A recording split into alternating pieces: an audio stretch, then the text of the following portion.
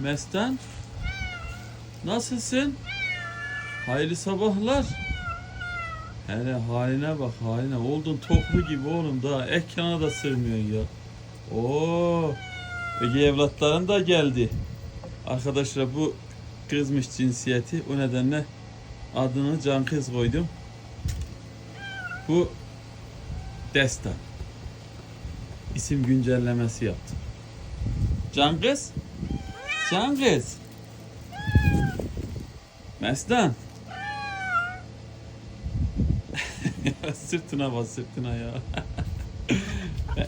Yapma oğlum, yapma. İşte gördünüz, demek ki evladı değil. Evladı olsa onu yapmazdı. Hadi ben işe gidiyorum. Görüşürüz. Bak bak, maşallah maşallah maşallah. Hele bu ya, bak şu Eda'ya, şu çalma, şu güzelliğe baya. Senin desenini veren Allah'a kurban olurum ben ya.